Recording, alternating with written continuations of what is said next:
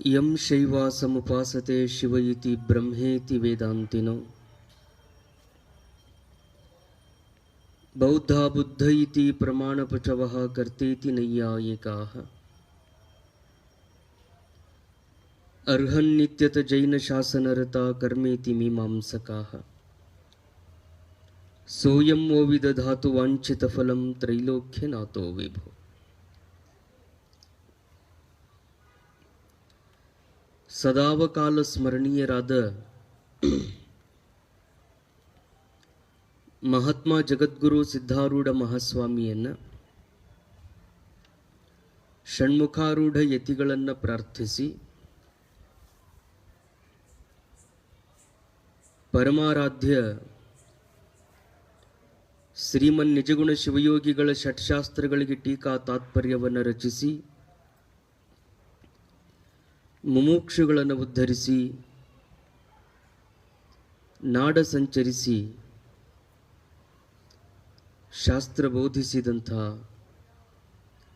ಆರೂಢ ಜ್ಯೋತಿ ಪೂಜ್ಯ ಶಿವಪುತ್ರ ಅಜ್ಜನವರನ್ನು ಪ್ರಾರ್ಥನೆ ಮಾಡಿ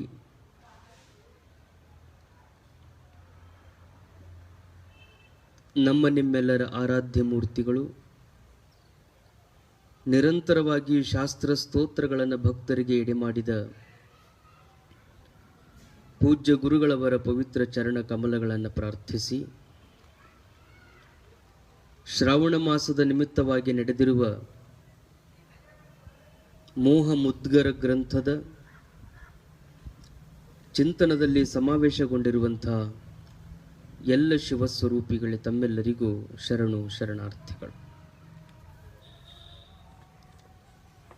ಆರಂಭದಲ್ಲಿ ಪ್ರಾರ್ಥನಾ ರೂಪದ 5 ನುಡಿಗಳನ್ನು ಪಠಿಸುವ ಮೂಲಕ ಚಿಂತನದಲ್ಲಿ ಪ್ರವೇಶ ಮಾಡೋಣ.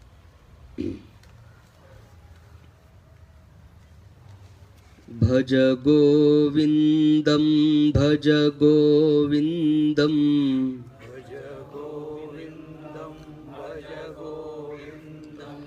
ಗೋವಿಂದಂ ಭಜ ಮೂಢಮತೆ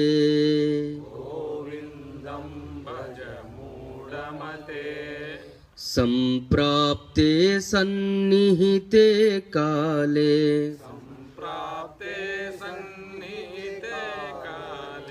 ನಹಿ ನಹಿ ರಕ್ಷತಿ ಡುಕ್ರೂಕರಣೆ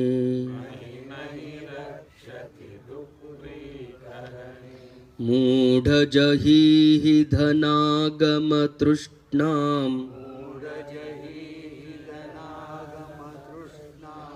ಕುರು ಸದ್ಬುದ್ಧಿಂ ಮನಸಿ ವಿತೃಷ್ಣಾಂ ಯಲ್ಲಭಸೆ ನಿಜ ಕರ್ಮೋಪಾತ್ತಂ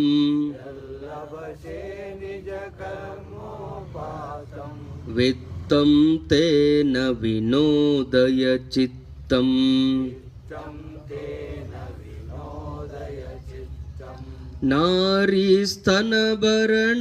ನಾರೀಸ್ತನಭರಣಾಭಿದೇಶಂ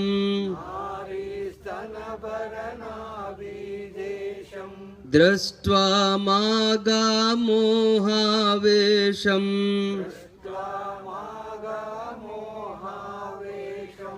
ಏತನ್ಮಾಂ ಸವಸಾದಿ ವಿಕಾರಂ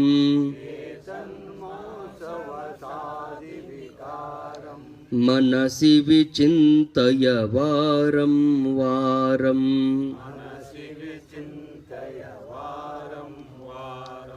ನಲನೀದಲಗತ ಜಲಮತಿ ತರಲಂ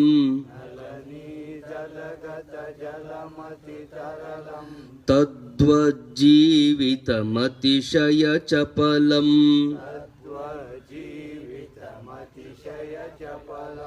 ವಿದ್ಯುವ್ಯಾದ್ಯಭಿಮಾನಗ್ರಸ್ತಂ ಲೋಕಂ ಶೋಕಹತಂ ಚ ಸಮಸ್ತಂ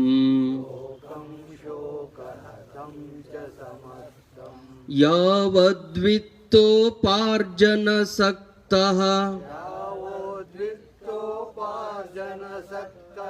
ತಾವನ್ನಿಜ ಪರಿವಾರೋ ರಕ್ತಃ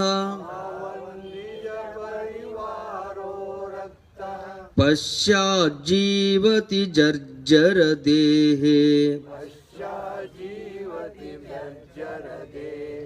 वार्तां कोऽपि न पृच्छति गेहे भज गोविन्दं भज गोविन्दं गोविन्दं भज मूढमते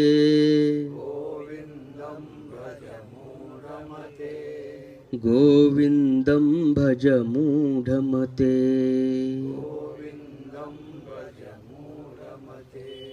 गोविन्दं भज मूढमते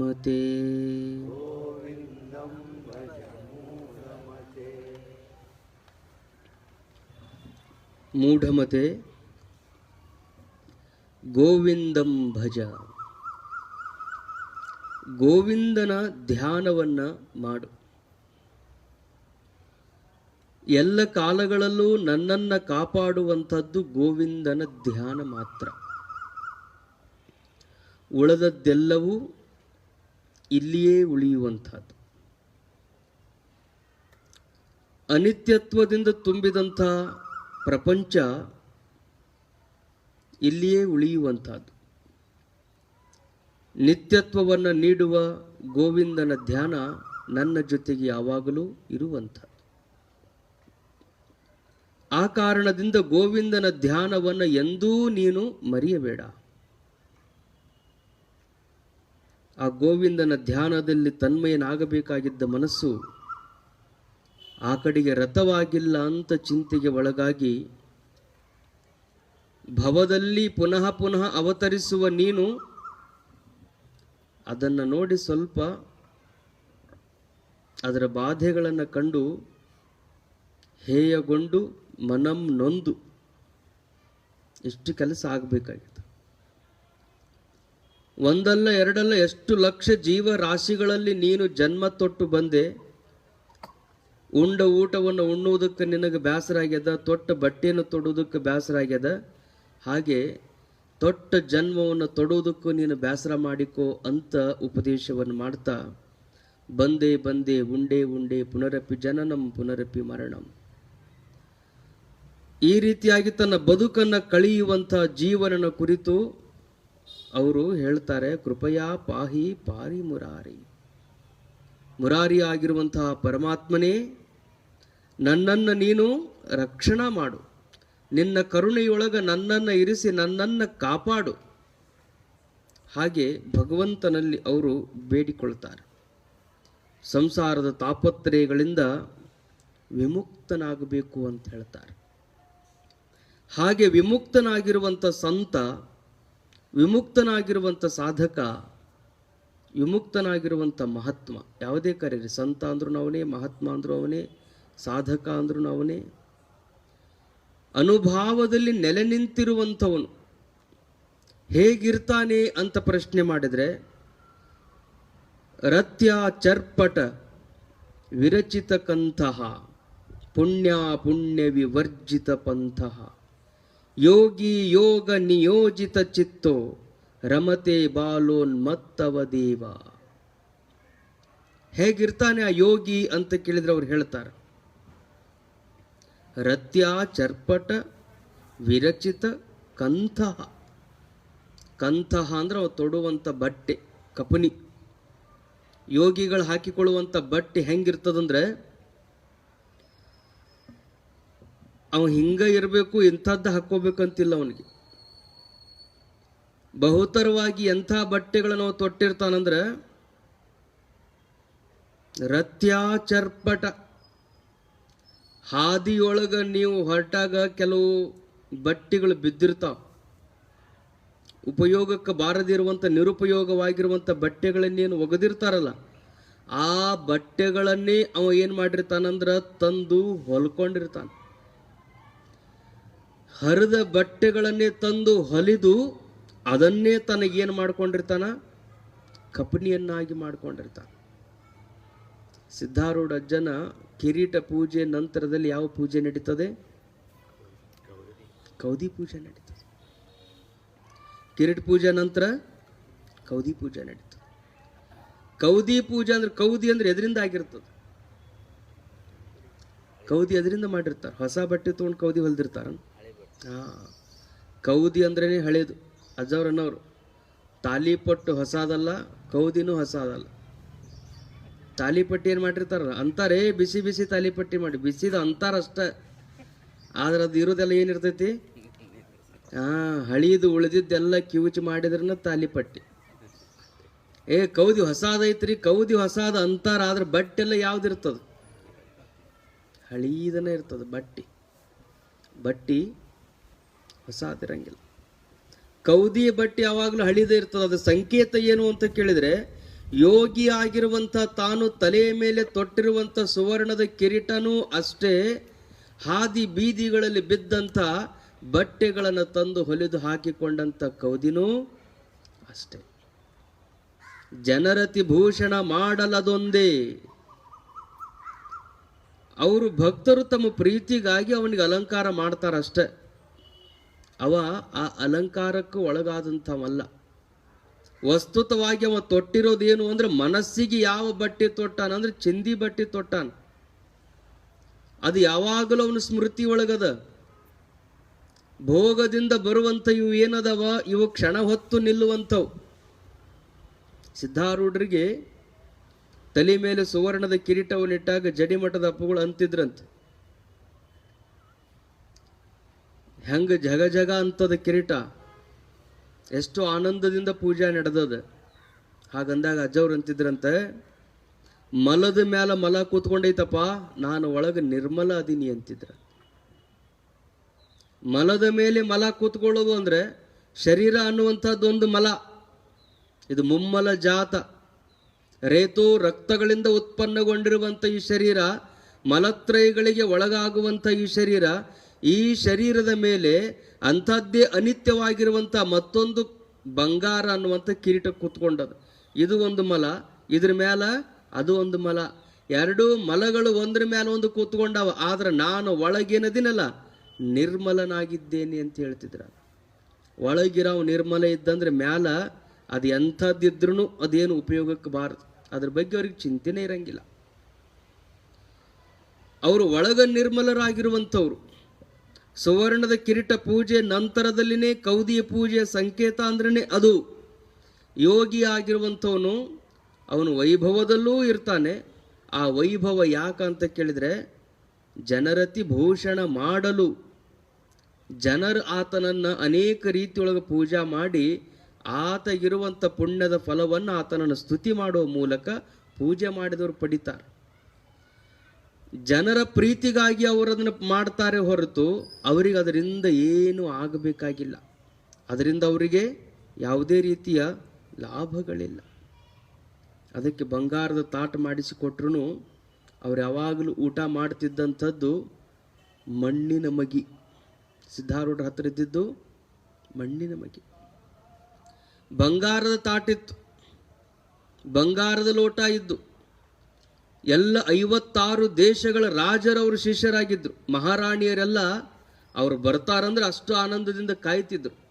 ಹುಬ್ಬಳ್ಳಿಯ ಆಶ್ರಮಕ್ಕೆ ಹೋಗಿ ಸಿದ್ಧಾಶ್ರಮದ ಸೇವೆಯನ್ನು ಮಾಡ್ತಿದ್ರು.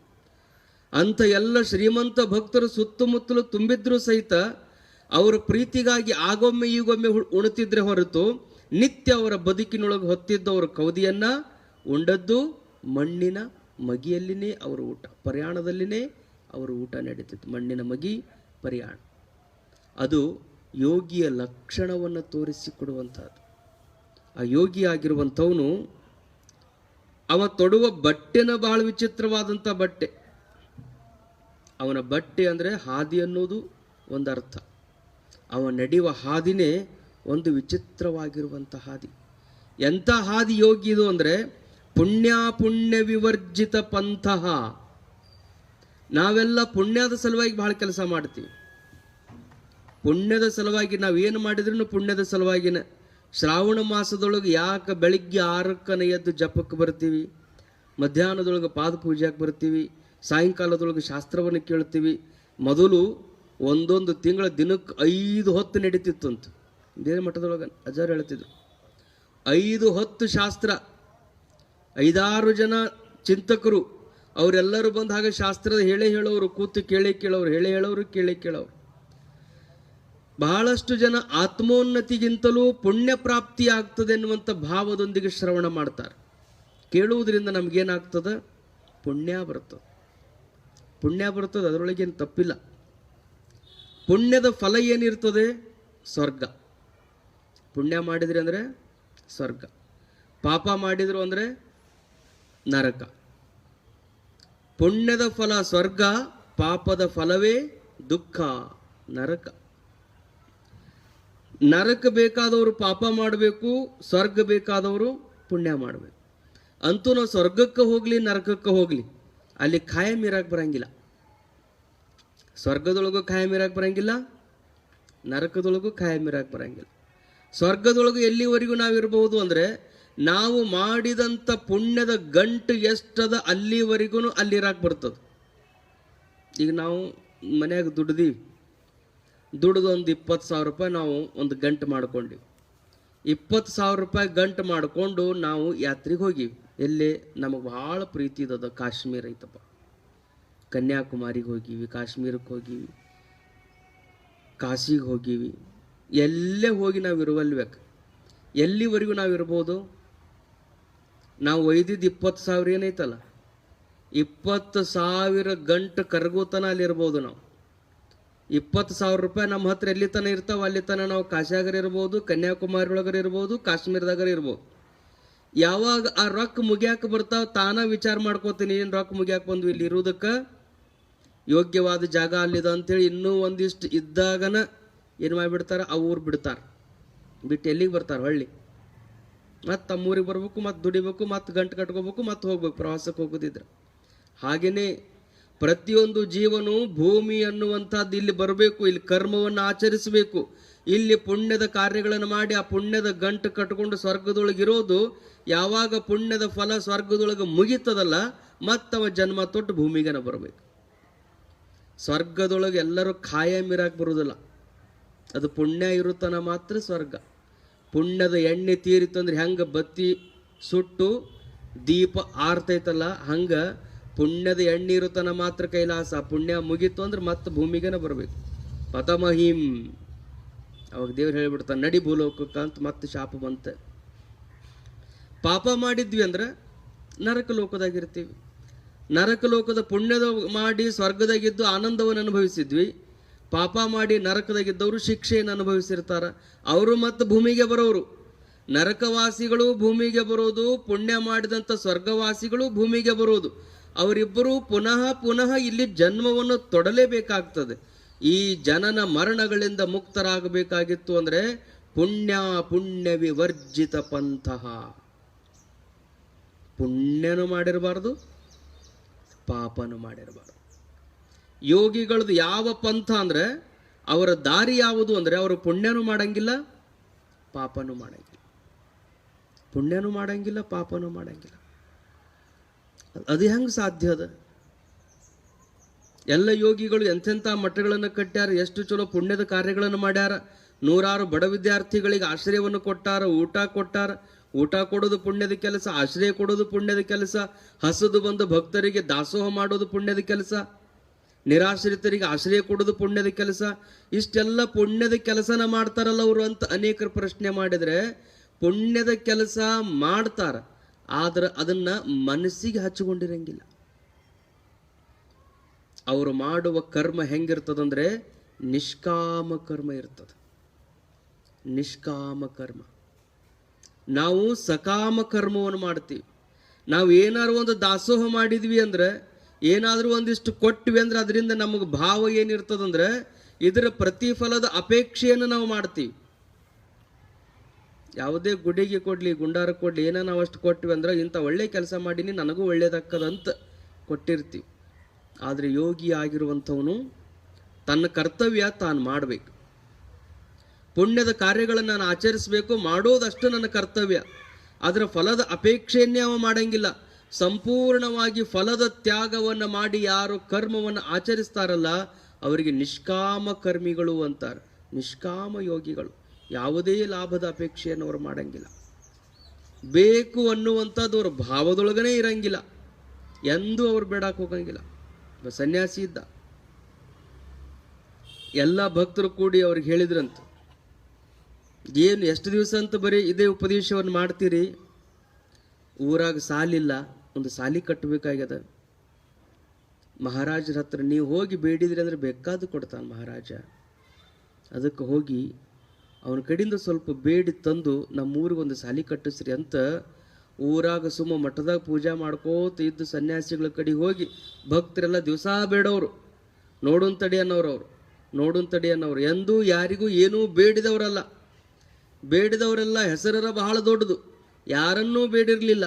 ಅಂಥವ್ರಿಗೆ ಹೋಗಿ ಇವರು ಹಂಗ ಭಕ್ತರು ಕಿರಿಕಿರಿ ಮಾಡಕತ್ತಾನ. ಒಮ್ಮೆ ಇಷ್ಟೆಲ್ಲ ಹೇಳ್ತಾರ, ಒಮ್ಮೆ ಮಹಾರಾಜನ ಬೇಡರ ಬೇಡು ಅಂತ ಅವ್ರಿಗೆ ಮನಸ್ಸಾಯ್ತಂತ. ಮನಸ್ಸಾತು, ಯಾವಾಗ ಹೋಗ್ಬೇಕು ಮಹಾರಾಜನ ಹತ್ರ? ಬೆಳಗ್ಗೆನ ಹೋಗಬೇಕು ಅಂತ ಬೆಳಿಗ್ಗೆ 7-8 ಗಂಟೆ ಸುಮಾರು ಅರಮನೆಗೆ ಹೋದ. ಅರಮನೆಗೆ ಹೋದ ತಕ್ಷಣ ಮಹಾರಾಜನು ರತ್ನಗಂಬಳಿಯನ್ನು ಹಾಸಿ ದೇವ್ರ ಕಡೆ ಮುಖ ಮಾಡಿ ಕೈ ಮುಕ್ಕೊಂಡು ಕೂತಿದ್ದಂತ. ಭಾಳ ಖುಷಿ ಆಗ್ಬಿಡ್ತೀವ್ರಿ, ಆನಂದ ಆಗ್ಬಿಡ್ತು ಸನ್ಯಾಸಿಗಳಿಗೆ. ಇಂಥ ಎಲ್ಲ ಶ್ರೀಮಂತ ಇದ್ದರೂ ಸಹಿತ ಭಕ್ತಿ ಭಾವದಿಂದ ಪರಮಾತ್ಮನ ಕಡೆಗೆ ಕೈ ಮುಕ್ಕೊಂಡು ಕೂತಾನಂದ್ರ ನಾ ಬೇಡಿದ್ದ ನೀವು ಕೊಡ್ತಾನನ್ನೋ ಭಾವ ಒಳಗೆ ಬಂತು. ಇವರು ಧ್ಯಾನಸ್ಥರಾಗಿ ಅವ ಏನು ಮಾಡಕತ್ತಾನಂತ ಹಿಂದೆ ಕೂತು ನೋಡ್ತಾರ.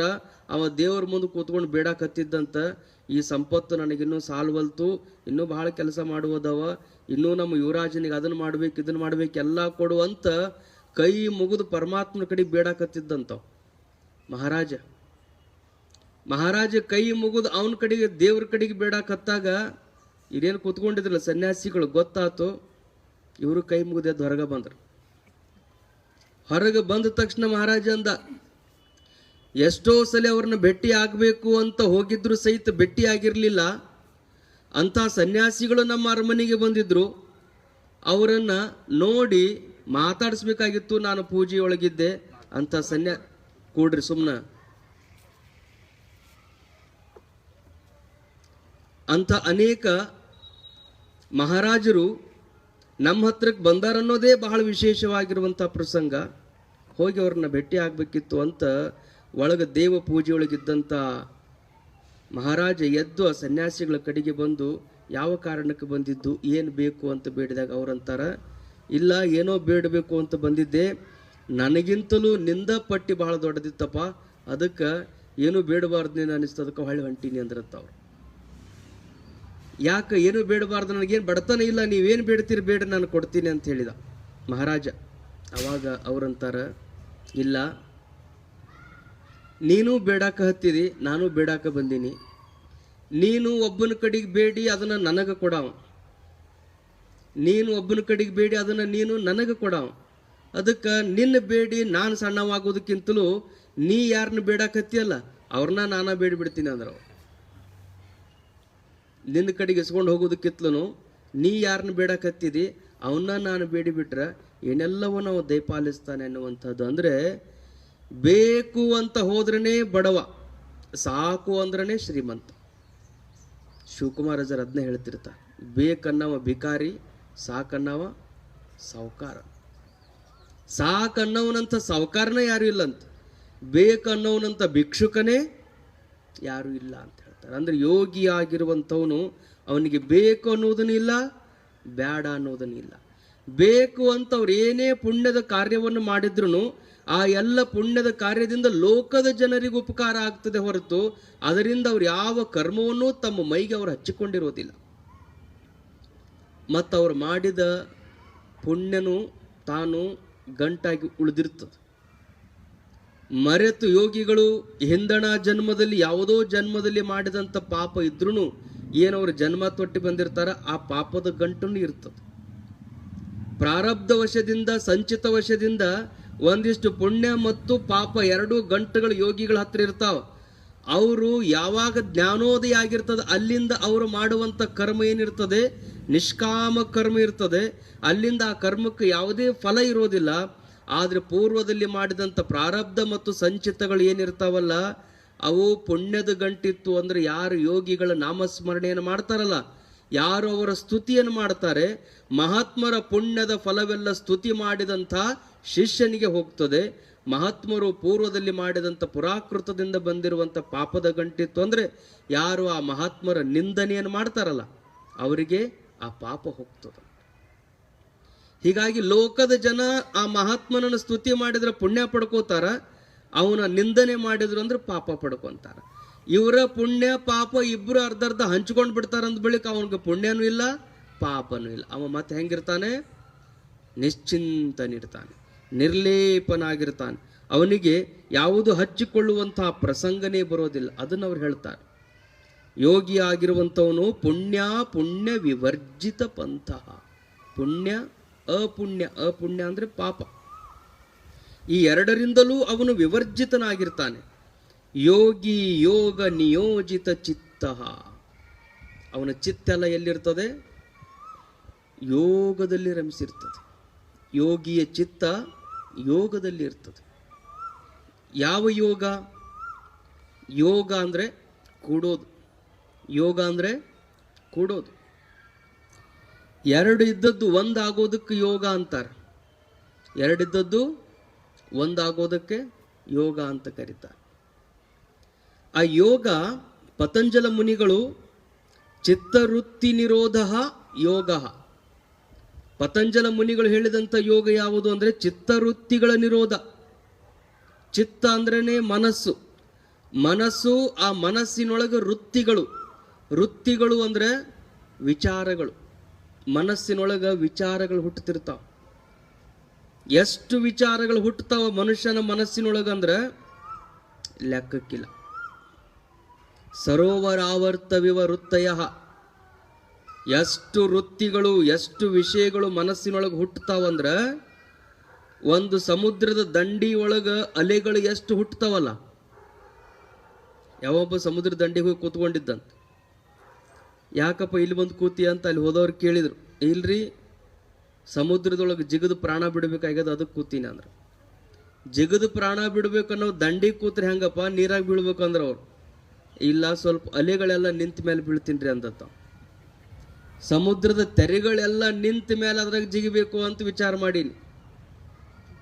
ಸಮುದ್ರದೊಳಗೆ ಹೆಂಗೆ ತೆರೆಗಳು ನಿಲ್ಲಂಗಿಲ್ಲಲ್ಲ, ಹಂಗ ಮನಸ್ಸಿನೊಳಗೂ ವಿಚಾರಗಳು ನಿಲ್ಲಂಗಿಲ್ಲ. ಎಂದೂ ಅವು ನಿಲ್ಲಂಗಿಲ್ಲ. ಮತ್ತು ಒಂದಕ್ಕೊಂದು ಸಂಬಂಧ ಇರಂಗಿಲ್ಲ. ನೀವು ಯಾವುದೋ ವಿಚಾರ ಮಾಡಿ ನೋಡ್ರಿ. ಈಗ ಕೂತ್ಕೊಂಡಿರ್ತೀರಿ, ಏನೋ ಒಂದು ವಿಚಾರ ಮಾಡ್ತಿರ್ತೀರಿ. ಆ ವಿಚಾರ ಅದು ಒಂದು ನಿಮಿಷ ಸಹಿತ ಇರಂಗಿಲ್ಲ. ಒಂದು 30-40 ಸೆಕೆಂಡ್ ಆ ವಿಚಾರ ಇರ್ತದೆ. ಅದು ಮುಗಿದ ತಕ್ಷಣ ಮತ್ತೊಂದು ಏನಾರ ಬಂದಿರ್ತದೆ.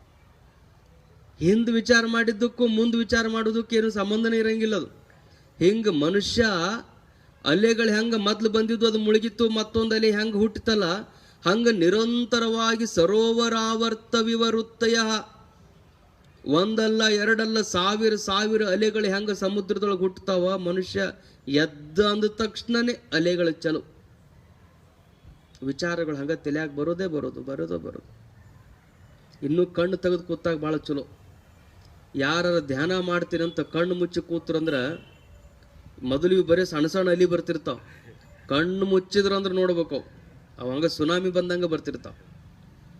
ಎಷ್ಟು ಭಯಾನಕವಾದಂಥ ಅಲೆಗಳು ಬರ್ತಾವ ಅಂದ್ರೆ, ಮನುಷ್ಯ ಇಂದ್ರಿಯಗಳಿಂದ ಜಾಗೃತನಾಗಿದ್ದ ಅಂದ್ರೆ ಈ ಎಲ್ಲ ಇಂದ್ರಿಯಗಳಿಂದ ಸ್ವಲ್ಪ ಶಕ್ತಿ ಎಲ್ಲ ಹೊರಮುಖವಾಗಿ ಹರಿದು ಹೋಗ್ತಿರ್ತದೆ. ಹಿಂಗಾಗಿ ಮನಸ್ಸಿಗೆ ಅಷ್ಟು ಶಕ್ತಿ ಇರಂಗಿಲ್ಲ. ಯಾವಾಗ ಎಲ್ಲ ಇಂದ್ರಿಯಗಳನ್ನು ನಾವು ಸ್ತಬ್ಧಗೊಳಿಸ್ತೀವಿ, ಮನಸ್ಸೊಂದನೇ ಬಹಳ ಶಕ್ತಿಶಾಲಿ ಆಗಿಬಿಡ್ತದ.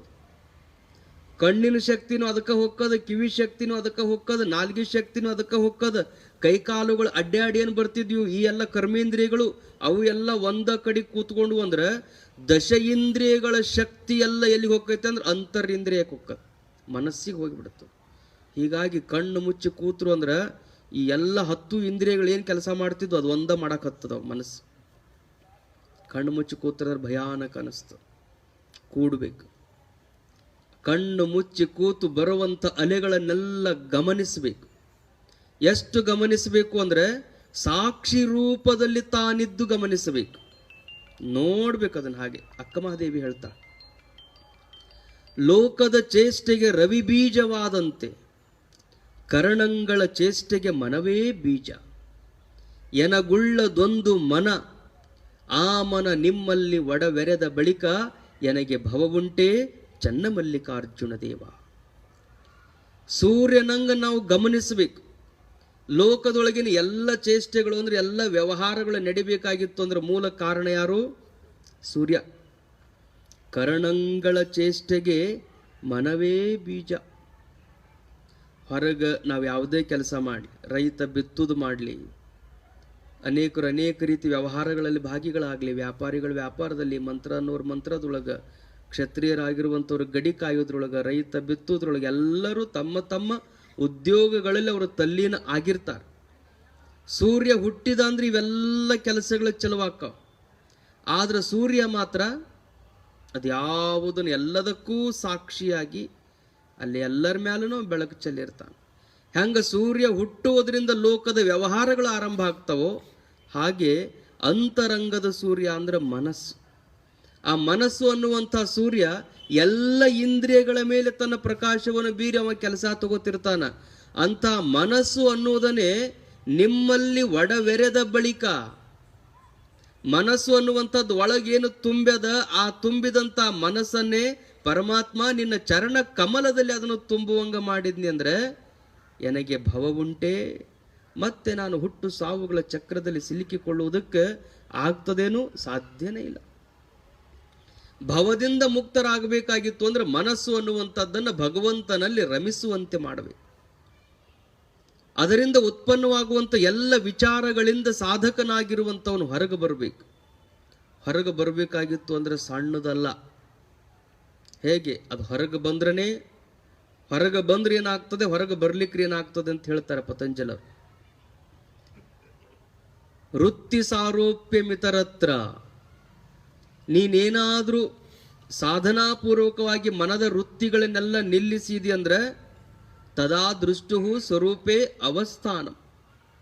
ದ್ರಷ್ಟು ಅಂದ್ರೆ ದ್ರಾಷ್ಟಾರ, ನೋಡುವಂಥ, ಒಳಗಿರುವಂಥವು ಯಾವಾಗ ವೃತ್ತಿಗಳನ್ನು ಸೂಕ್ಷ್ಮವಾಗಿ ಗಮನಿಸಿಕೊಂಡು ಆ ವೃತ್ತಿಗಳ ಹರಿದಾಟವನ್ನು ನಿಲ್ಲಿಸಿದ ಅಂದ್ರೆ ಸ್ವರೂಪೇ ಅವಸ್ಥಾನಂ, ತನ್ನ ಆನಂದದೊಳಗನೇ ತಾನು ಇರ್ತಾನೆ. ಇಲ್ಲ ನಾನು ನನ್ನ ವೃತ್ತಿಗಳನ್ನೆಲ್ಲ ನಾನು ನಿಲ್ಲಿಸ್ಲಿಲ್ಲ ಅಂದ್ರೆ ಏನಾಗ್ತದ ಅಂತ ಕೇಳಿದ್ರೆ ವೃತ್ತಿ ಸಾರೂಪ್ಯಂ ಇತರತ್ರ. ಮನಸ್ಸಿನ ಎಲ್ಲ ವಿಚಾರಗಳು ನಿನ್ನನ್ನು ಹೆಂಗೆ ಮಾಡಿಬಿಡ್ತಾವಂದ್ರೆ ಎಲ್ಲಿ ಬೇಕಲ್ಲಿ ಕರ್ಕೊಂಡು ಹೋಗಿಬಿಡ್ತಾವ, ಹೆಂಗೆ ಬೇಕು ಹಂಗೆ ನಿನ್ನನ್ನು ಬಳಸಿ ಬಿಡ್ತಾವ. ಮನಸ್ಸಿನ ಕೈ ಒಳಗ, ಇಂದ್ರಿಯಗಳ ಕೈ ಒಳಗ ನೀನು ಸಿಕ್ಕು ಏನಾಗ್ಬಿಡ್ತಿದೆ ಅಂದ್ರೆ ಹಾಳಾಗಿ ಹೋಗಿಬಿಡ್ತಿದ್ದೆ. ಆ ಇಂದ್ರಿಯಗಳ ಕೈ ಒಳಗ ಸಿಕ್ಕು ನೀನು ಹಾಳಾಗಬಾರ್ದಾಗಿತ್ತು ಅಂದ್ರೆ ಆ ವೃತ್ತಿಗಳನ್ನೆಲ್ಲ ನೀನೇನು ಮಾಡಬೇಕು? ನಿರೋಧ. ಆ ವೃತ್ತಿಗಳನ್ನೆಲ್ಲ ಜಯಿಸಬೇಕು. ಆ ವೃತ್ತಿಗಳು ಇಲ್ಲದಂತೆ ಮಾಡೋದನೇ ಯೋಗ. ವೃತ್ತಿಗಳನ್ನು ಜಯಿಸೋದನೇ ಯೋಗ. ಆ ವೃತ್ತಿಯನ್ನು ಜಯಿಸಬೇಕಾಗಿತ್ತು ಅಂದ್ರೆ ಮನಸ್ಸು ಅನ್ನುವಂಥದ್ದನ್ನು ಭಗವಂತನಲ್ಲಿ ರಮಿಸುವಂತ ಮಾಡುವುದನೇ ಉಪಾಯ. ಪರಮಾತ್ಮನಲ್ಲಿ ಅದು ರಮವಾಗುವಂತೆ ಮಾಡಬೇಕು, ಪರಮಾತ್ಮನಲ್ಲಿ ಅದು ನಿಲ್ಲುವಂತೆ ಮಾಡಬೇಕು. ಹಾಗೆ ಪರಮಾತ್ಮನಲ್ಲಿ ನಿಲ್ಲುವಂತೆ ಯೋಗಿ ಆಗಿರುವನು ಯೋಗವನ್ನು ಆಚರಿಸುವ ಮೂಲಕ ತಾನೇನು ಮಾಡ್ತಾನೆ. ಅಂಥ ಯೋಗಿ ಹೇಗಿರ್ತಾನೆ ಅಂತ ಪ್ರಶ್ನೆ ಮಾಡಿದ್ರೆ ರಮತೆ ಬಾಲೋನ್ಮತ್ತವ ದೇವ. ಎರಡು ರೂಪದೊಳಗಿರ್ತಾನಂತ ನೋಡ್ರಿ ಯೋಗಿ. ರಮತೆ ಇರ್ತಾನೆ, ಬಾಲ ಮತ್ತು ಉನ್ಮತ್ತ. ಬಾಲಕನಂತೆ ಇರ್ತಾನೆ ಒಂದು, ಇಲ್ಲ ಉನ್ಮತ್ತನಂತೆ ಇರ್ತಾನೆ ಒಂದು. ಬಾಲಕನಂಗಿರ್ತಾನೆ ಯೋಗಿ, ಇಲ್ಲಾಂದ್ರ ಹುಚ್ಚನಂಗಿರ್ತಾನೆ. ಹೆಂಗಿರ್ತಾರ? ಹುಚ್ಚರಂಗಿರ್ತಾನೆ. ಬಾಲಕ ಮತ್ತು ಹುಚ್ಚ. ಬಾಲಕ ಅಂತ ಯಾರಿಗಂತಾರ? ಬಾಲಕ ಅಂದ್ರೆ ಏನೊಂದನು ತಿಳಿಯದ ಶಿಶುತ್ವವನು. ಬಾಲಕ ಅಂತ ಯಾರಿಗಂತಾರ? ಏನು ತಿಳಿಬಾರದು ನೋಡ್ರಿ. ಏನು ತಿಳಿಲಿಲ್ಲ ಅಂದ್ರೆ ಅವನಿಗೆ ಬಾಲಕ ಅನ್ಬೇಕು. ಕೂಸಿರ್ತದ ಮನ್ಯಾಗ, ಎಲ್ಲಿವರೆಗೂ ಅದಕ್ಕೆ ತಿಳಿಯಂಗಿಲ್ಲ ಅಂದ್ರೆ ಒಂದು 3 ತಿಂಗಳ ತನಕ ತಿಳಿಯಂಗಿಲ್ಲ ಅದಕ್ಕೆ. 3 ತಿಂಗಳ ತನಕ ನೀವು ಯಾರ ಎತ್ಕೋರಿ, ಮನೆಗೆ ಬಂದವ್ರು ಯಾರ ನೀವು ಎತ್ಕೋರಿ, ಸುಮ್ಮ ಇರ್ತದ, ಒಟ್ಟ ಕಿರಿಕಿರಿ ಮಾಡಂಗಿಲ್ಲ. 3 ತಿಂಗಳ ನಂತರ ಅದು ಇಷ್ಟು ಸೂಕ್ಷ್ಮವಾಗಿ ಒಂದೊಂದು ಕಲಿಯಾಕ ಹತ್ತದಲ್ಲ, ಹಿಂಗೆ ಎತ್ಕೊಳ್ಳೋದ್ರೊಳಗೆ ವ್ಯತ್ಯಾಸ ಆದ್ರೆ ಅಳಾಕ್ ಹತ್ತದ. ಅಂದ್ರೆ ಕೈ ಹಿಡಿಯೋದ್ರಾಗ 3 ತಿಂಗಳ ಮೇಲೆ ಮುಖ ಗೊತ್ತಾಗಂಗಿಲ್ಲ ಅದಕ್ಕೆ. ನೀವೇನು ಕೈ ಹಿಡಿದ ಮ್ಯಾಲೆ ಎತ್ತಿರ್ತೀರಲ್ಲ, ಮ್ಯಾಲೆ ಎತ್ತವ್ರು ಗಣಮಕ್ಳು ಎತ್ತಿದ್ರೆ ಚಿಟ್ಟ ಚಿರಾಕತ್ತದ. ಯಾಕೆ ಅವ್ರಿಗೆ ಹಿಡಿಯಾಕೆ ಬರಂಗಿಲ್ಲ. ಹೆಂಗಾರ ಹಿಡ್ಕೊಳಕ್ ಹೋಗ್ತಾರೆ. ತಾಯಿ ಆದಕ್ಕೆ ಅಗ್ದಿ ಸೂಕ್ಷ್ಮವಾಗಿ ಅದಕ್ಕೆ ತಲೆಗೆ ಹಿಡಿಬೇಕು, ಕೊಳ್ಳಿಗೆ ಹಿಡಿಬೇಕು, ಅದಕ್ಕೆ ನೋವಾಗ್ಲಾರ್ದಂಗೆ ಆಕಿ ಸೂಕ್ಷ್ಮ ತಗೋತಿರ್ತಾಳ. ಇವ ಅಳಾಕತ್ತೈತಿ ತಗೋರಿ ಅಂದ ತಕ್ಷಣ ಹೆಂಗಾರ ಕಾಲು ಹಿಡ್ದಾರ ಎತ್ತಾನ, ಇಲ್ಲಾಂದ್ರೆ ಗಂಡ್ಮಕ್ಳಿಗೆ ಎತ್ಕೊಳಕ್ ಬರಂಗಿಲ್ಲ. ಮುಟ್ಟೋದ್ರೊಳಗೆ ವ್ಯತ್ಯಾಸ ಆತಂದ್ರೆ ಕೂಸು ಅಳಾಕತ್ತ. ಅದಕ್ಕೆ ಇನ್ನೂ ಅಷ್ಟು ತಿಳುವಳಿಕೆ ಬಂದಿಲ್ಲ. ಅಂಬಿಗಾಲಿಟ್ಟು ಅಡ್ಡಾಡೋ ಕೂಸಿನ ಮುಂದೆ ನೀವು ಬಂಗಾರ ಇಟ್ರು ಏನು ಮಾಡ್ತದದು? ಹಿಡ್ಕೊಳಕ್ ಹೋಗ್ತದ. ಅದ್ರ ಮುಂದೆ ಬೆಂಕಿ ತಂದಿಡ್ರಿ, ಬೆಂಕಿ ತಂದ್ರೂ ಹಿಡ್ಕೊಳಕ್ ಹೋಗ್ತದ. ಹಾವು ಬಿಟ್ರೂ ಹಿಡ್ಕೊಂತದ, ಗೊಂಬಿ ಬಿಟ್ರೂ ಹಿಡ್ಕೊಂತದ. ಮುಂದೆ ಇಟ್ಟಿದ್ದ ಹಾವು ಅಂತ ಅದಕ್ಕೆ ತಿಳುವಳಿಕಿಲ್ಲ. ಇದು ಕಡಿತೈತಿ, ಇದು ಕಡಿದ್ರೆ ನಾನು ಸಾಯ್ತೀನಿ. ಮುಂದಿಟ್ಟಿದ್ದು ಬಂಗಾರದ, ಇದನ್ನು ತೆಗೆದು ಇಟ್ಕೊಂಡ್ರೆ ಮುಂದೆ ನಾನು ಮದುವೆಗೆ ಬರ್ತೈತಿ ಅಂತ ಅದಕ್ಕೆ ತಿಳುವಳಿಕಿಲ್ಲ. ತಿಳುವಳಿಕಿಲ್ಲದಕ್ಕೆ ಏನು ಮಾಡಲ್ಲದು? ಬಂಗಾರ ಇದ್ರೂ ಮುಟ್ಟತ, ಹಿಡಿತೈತಿ, ಒಗಿತದ. ಹಾವಿದ್ರೂ ಅದನ್ನ ಕೈಯಾಗಿ ಹಿಡ್ಕೋಬೇಕಂತದ, ಮತ್ತು ಅದನ್ನ ಕೈ ಬಿಡ್ಬೇಕಂತದ. ಕೂಸು ಅಂದ್ರೇ ವಿಚಾರ ವಿಹೀನ ಸ್ಥಿತಿ. ಯಾವುದು ಉಪಯೋಗಕ್ಕೆ ಬರ್ತೈತಿ, ಯಾವುದು ಬರಂಗಿಲ್ಲ ಅನ್ನೋದನ್ನು ವಿಚಾರ ಮಾಡಲಿಕ್ಕೆ ಆಗದೆ ಇರುವಂಥ ಒಂದು ವೃತ್ತಿ ಏನಿರ್ತದಲ್ಲ, ಅದಕ್ಕೇನಂತಾರ? ಮಗು ಅಂತಾರ. ಹಿಂಗಾಗಿ ಯೋಗಿ ಹೆಂಗಿರ್ತಾನ? ಮಕ್ಕಳು ಹಂಗಿರ್ತಾನ. ಅವ ವಿಚಾರ ಮಾಡುವುದನ್ನು ಕಳ್ಕೊಂಡಿರ್ತಾನ. ಅವನಿಗೆ ನೀವು ಏನ ಕೊಡ್ರಿ, ಹಂಗ ಕೊಡ್ರಿ, ಲಕ್ಷ ಕೊಟ್ರು ಹಂಗ ಇರ್ತಾನ, 1 ರೂಪಾಯಿ ಭಿಕ್ಷಾ ಕೊಟ್ರು ಹಂಗ ಇರ್ತಾನ. ಅವಂಗ ಲಕ್ಷ ಕೊಟ್ಟ ತಕ್ಷಣ ನಾವು ಭಾಳ ದೊಡ್ಡ ಉಪಕಾರ ಮಾಡಿದಂತ ಖುಷಿ ಪಡಂಗಿಲ್ಲ. ಏನು ಕೊಡ್ಲಾರ್ದ ಹಂಗ ಎದ್ದು ಹೋದ್ರೆ ಅವ್ರ ಬಗ್ಗೆ ಅವಂಗ ತಿರಸ್ಕಾರ ಭಾವನೆ ಬರಂಗಿಲ್ಲ. ಅವನಿಗೆ ಯಾರು ಬಂದ್ರೂ ಹಂಗ ಇರ್ತಾನೆ, ಹೆಂಗ ಬಂದ್ರೂ ಹಂಗ ಇರ್ತಾನೆ. ಯೋಗಿ ಆದವ ಎಂದು ಅವನಲ್ಲಿ ಭೇದ ಭಾವ ಅನ್ನುವಂಥದ್ದು ಮೂಡ್ಲಿಕ್ಕೆ ಸಾಧ್ಯನೇ ಇಲ್ಲ. ವಸುದೈವ ಕುಟುಂಬಕಂ, ಇಡೀ ಪ್ರಪಂಚವೇ ಆತನ ಮನೆಯಾಗಿ ಪರಿಣಮಿಸಿರ್ತದೆ. ಬಾಲಕನಲ್ಲಿ ಆ ವೃತ್ತಿ ಇರ್ತದೆ. ಏನಿದ್ರೂ ಹಿಡಿತದ, ಏನಿದ್ರೂ ಬಿಡ್ತದೆ. ಹಿಡಿಯೋದು ಬಿಡೋದು, ಒಳ್ಳೆಯದು ಕೆಟ್ಟದ್ದು ಯಾವುದೂ ಗೊತ್ತಿಲ್ಲದೆ ಇರುವಂಥ ಸ್ಥಿತಿನೇ ಬಾಲಕ ಸ್ಥಿತಿ. ಅಂದ್ರೆ ವಿಚಾರ ಮಾಡುವ ಶಕ್ತಿ ಬಾಲಕನಲ್ಲಿ ಇರೋದಿಲ್ಲ. ಇನ್ನು ಹುಚ್ಚಿನೊಳಗ ಅವ ವಿಚಾರವನ್ನು ಮೀರಿದ ಸ್ಥಿತಿಯೊಳಗಿರ್ತಾನ. ವಿಚಾರ ಮಾಡಿ ಮಾಡಿ ಮಾಡಿನ ಅವಂಗೇನಾಗಿರ್ತದ? ಉನ್ಮತ್ತಾವಸ್ಥೆ ಬಂದುಬಿಟ್ಟಿರ್ತದೆ. ಸಾಕಂತಾರ ಅವ್ರು. ಹುಚ್ಚಿಡ್ದವ್ರು ಹೆಂಗಿರ್ತಾರ? ಹುಚ್ಚಿಡ್ದವ ವಿಚಾರ ಮಾಡಿ ಮಾಡಿನ ತಲೆ ಕೆಟ್ಟು ಹೋಗಿರ್ತದ. ಅವ್ರಿಗೆ ಅಂತಾರವ್ರು, ವಿಚಾರ ಮಾಡಿ ಮಾಡಿ ತಲೆ ಚಿಟ್ಟು ಹಿಡಿದೋಗೈತ್ರಿ. ಹಂಗೆ ದಿವಸ ವಿಚಾರ ಮಾಡಿದಾರ ಒಂದಲ್ಲ ಒಂದು ದಿವಸ ಅವ ಏನಕ್ಕನ? ವಿಚಾರ ಮಾಡಿ ವಿಚಾರದ ಆಚೆಗಿರುವಂಥವನು ಹುಚ್ಚ. ವಿಚಾರಗಳು ಹುಟ್ಟದೇ ಇರುವಂಥ ಸ್ಥಿತಿನೇ ಬಾಲಕ ಸ್ಥಿತಿ. ಯೋಗಿ ಆಗಿರುವಂಥವನು ಎಲ್ಲ ವಿಚಾರಗಳನ್ನು ಮೀರಿ ನಿಂತಿರ್ತಾನೆ. ಒಂದು ಯಾವುದೇ ವಿಚಾರಗಳನ್ನು ಮಾಡದನೆ ಬಾಲಕನಂತೆ ಇರ್ತಾನೆ. ಮತ್ತೊಂದು ಅವ ಮಠದೊಳಗೆ ಕೂತಿದ್ದ ಆ ಮುಖ ನೋಡಿದ್ರೇನೆ ಆನಂದ ಆಗ್ತಿರ್ತದೆ. ಯೋಗಿ ಆ ಮುಖ ನೋಡಿದ್ರೇನೆ, ಬಾಲಕರ ಮುಖ ನೋಡಿದ್ರೆ ಯಾರಿಗೆ ಎತ್ಕೋಬೇಕು ಅನ್ಸಂಗಿಲ್ಲ ಹೇಳ್ರಿ. ಸಣ್ಣ ಮಕ್ಕಳನ್ನ ನೀವು ಹಿಡ್ಕೊಂಬಂದ್ರಿ ಅಂದ್ರೆ ಎಂಥ ದುಷ್ಟ ಅದಾನಂದ್ರೂ, ಎಂಥ ಕೆಟ್ಟ ಅದಾನಂದ್ರೂ ಕೂಸು ನೋಡಿದ ತಕ್ಷಣನೇ ಒಂದು ಕ್ಷಣ ಮುಟ್ಟಬೇಕು ಅನ್ನಿಸ್ತದೆ. ಒಂದು ಕ್ಷಣ ಆ ಮಗುವನ್ನು ಎತ್ಕೋಬೇಕು ಅಂತ ಅನ್ನಿಸ್ತದೆ. ಯಾಕೆ ಹಂಗೆ ಅನ್ನಿಸ್ತದಂದ್ರೆ ಆ ಬಾಲಕನಲ್ಲಿರುವಂಥ ಮುಗ್ಧತೆ, ಆ ಬಾಲಕನಲ್ಲಿರುವಂಥ ದೇವಕಳೆ, ಆ ಬಾಲಕನಲ್ಲಿರುವಂಥ ಯಾವುದೇ ರೀತಿಯ ಕೆಟ್ಟ ಭಾವಗಳೇನು ತುಂಬಿಕೊಂಡಿರಂಗಿಲ್ಲಲ್ಲ, ಅದನ್ನು ನೋಡಿದ್ರೇ ಮುಟ್ಟಬೇಕು ಅನ್ನಿಸ್ತದೆ. ಹೀಗಾಗಿ ಯೋಗಿಗಳು ಎಂಥವರಿದ್ರೂ ಅವರ ಪಾದ ಸನ್ನಿಧಿಗೆ ಬಂದು ನಮಸ್ಕಾರ ಮಾಡಬೇಕು ಅಂತ ಅನ್ನಿಸ್ತದೆ. ಸಿದ್ಧಾರೂಢರ ಹತ್ತಿರಕ್ಕೆ ಬಾಲಗಂಗಾಧರ ತಿಲಕರು ಬರ್ತಾರೆ. ತಿಲಕರು ಅಂದರೆ ವಿಚಾರವಾದಿ, ಕರ್ಮಯೋಗದ ಬಗ್ಗೆ ಭಗವದ್ಗೀತೆಯಿಂದ ಅಭ್ಯಾಸ ಮಾಡಿದಂಥವ್ರು, ಕೆಲಸ ಮಾಡಿದ್ರೇ ಬದುಕಬೇಕು ಅನ್ನುವಂಥ ಭಾವದೊಳಗಿದ್ದಂಥವ್ರು. ಅವರು ಸ್ವಲ್ಪ ವಿಚಾರವಾದಿಗಳ ಇದ್ದ ಕಾರಣದಿಂದ ಹಂಗಿಂಗೆ ನಮಸ್ಕಾರ ಮಾಡ್ತಿದ್ದಿಲ್ಲ. ಅವರು ನಮಸ್ಕಾರ ಮಾಡಿದ್ದು ಬಹಳ ಕಡಿಮೆ. ಬಾಲಗಂಗಾಧರ ತಿಲಕರು ಇಬ್ಬರು ಯೋಗಿಗಳಿಗೆ ಅವರು ಶರಣಾಗತರಾಗ್ತಾರೆ. ಒಂದು ಅಥಣಿಯ ಮುರುಗೇಂದ್ರ ಶಿವಯೋಗಿಗಳು, ಮತ್ತೊಂದು ಸಿದ್ಧಾರೂಢರು. ಶಿವಯೋಗಿಗಳ ಹತ್ತಿರಕ್ಕೆ, ಸಿದ್ಧಾರೂಢರ ಹತ್ತಿರಕ್ಕೆ ಆಗಾಗ ಅವರು ಭೇಟಿ ಕೊಡ್ತಿದ್ರು, ಭಗವದ್ಗೀತೆ ಬಗ್ಗೆ ಚಿಂತನೆ ನಡೆಸ್ತಿದ್ರು. ಅಥಣಿ ಅಪ್ಪ ಅವ್ರ ಹತ್ರ ಒಂದ್ಸರಿ ಬರ್ತಾರೋ. ಶಿವಯೋಗಿಗಳ ಸನ್ನಿಧಾನಕ್ಕೆ ಬಂದು ಅಲ್ಲಿವರೆಗೂ ಅವರು ಒಂದು ರೀತಿಯ ಭಾವದೊಳಗನೆ ಇದ್ರು, ಯಾರಿಗೂ ನಮಸ್ಕಾರ ಮಾಡುವಂಥ ಸ್ಥಿತಿಯೊಳಗಿರಲಿಲ್ಲ. ಹರ್ಡೇಕರ್ ಮಂಜಪ್ಪ ಅವ್ರನ್ನ ಕರ್ಕೊಂಡು ಹೋಗಿರ್ತಾರೆ ಅಥಣಿ ಶಿವಯೋಗಿಗಳ ಹತ್ರಕ್ಕೆ. ಇಲ್ಲ ಇಲ್ಲೊಬ್ರು ಯೋಗಿಗಳದಾರ, ನೀವೇನು ಭಗವದ್ಗೀತೆಯೊಳಗೆ ಯೋಗಿಯ ಲಕ್ಷಣಗಳನ್ನು ಹೇಳ್ತೀರಿ, ಸ್ಥಿತಪ್ರಜ್ಞೆ ಆದವ ಹೆಂಗಿರ್ತಾನಂತ ನೀವು ಕಲ್ತಿರಲ್ಲ, ಅದು ಎಲ್ಲವನ್ನು ಕಾಣಬೇಕು ಅಂದ್ರಿಲ್ಲ. ಅಥನಿ ಒಳಗೊಬ್ರದಾರ, ನೀವು ನೋಡ್ಬೇಕು ಅವ್ರನ್ನ ಅಂತ ಕರ್ಕೊಂಡು ಬಂದಿದ್ರು. ನೋಡ ನಡಿ ಹೆಂಗದಾರ ಅಂತ ಅಲ್ಲಿ ಬಂದಾಗ ಪೂಜಾ ಮಂದಿರದಿಂದ ಅಥನಿ ಶಿವಯೋಗಿಗಳು ಹೊರಬಿದ್ರೆ ಅವರು ಮೈಯೆಲ್ಲ ಭಸಿತದಾರಿಗಳಾಗಿ ಕೌಪೀನದಿಂದ ಹೊರಗೆ ಬಂದಾಗ ಸಾಕ್ಷಾತ್ ಪರಮಾತ್ಮನೇ ಕಣ್ಣೆದುರಿಗೆ ಬಂದು ನಿಂತಂತಾಗಿತ್ತಂತೆ ಬಾಲಗಂಗಾಧರ ತಿಲಕರಿಗೆ. ಅವತ್ತೇ ಅವ್ರು ಹೇಳ್ತಾರೆ, ಯಾರಿಗೂ ನಾನು ನಮಸ್ಕಾರ ಮಾಡಿದ್ದಿರಲಿಲ್ಲ, ನಿಮ್ಮನ್ನು ನೋಡಿದ ಬಳಿಕ ಯೋಗಿಗಳಿಗೆ ನಮಸ್ಕಾರ ಮಾಡಬೇಕು ಅನ್ನುವಂಥ ಭಾವ ಬಂದದೆ. ನನ್ನ ಮೃತ್ಯು ಆದ ಬಳಿಕ ನನ್ನ ಭಸ್ಮವನ್ನು ಗಂಗಾ ನದಿಯೊಳಗೆ ಬಿಡುವುದಕ್ಕಿಂತಲೂ ಆ ಭಸ್ಮ ತಂದು ನಿಮ್ಮ ಮಠದೊಳಗಿಟ್ಟರೆ ನನಗೆ ಮೋಕ್ಷ ಆಗ್ತದಂತ ಅವತ್ತೇ ಅವರು ಬರೆದು ತಮ್ಮೆಲ್ಲ ಶಿಷ್ಯರಿಗೆ ಹೇಳಿ ಹೋಗ್ತಾರೆ. ಯೋಗಿ ಆದಂಥವನು ಅಂಥ ಪುಣ್ಯದ ಕಳೆಯೊಳಗಿರ್ತಾನೆ. ಸಿದ್ಧಾರೂಢರ ಸಾನ್ನಿಧ್ಯದಲ್ಲೂ ಅಂಥ ಲೋಕಮಾನ್ಯ ತಿಲಕರು ಅದೇ ಭಕ್ತಿ ಶ್ರದ್ಧೆಗಳೊಂದಿಗೆ ಇದ್ದರು. ಅಂಥ ಯೋಗಿ ಅವ ಬಾಲಕನಂತೆ ಇರ್ತಾನೆ, ಇಲ್ಲ ಉನ್ಮತ್ತನ ಸ್ಥಿತಿಯೊಳಗಿರ್ತಾನೆ. ಅಂಥ ಯೋಗಿಗಳ ಕೃಪೆ ನಮ್ಮ ನಿಮ್ಮೆಲ್ಲರಿಗೆ ಆಗಲಿ ಅಂತ ಪ್ರಾರ್ಥಿಸಿ ಚಿಂತನಕ್ಕೆ ವಿರಮಿಸ್ತೇನೆ.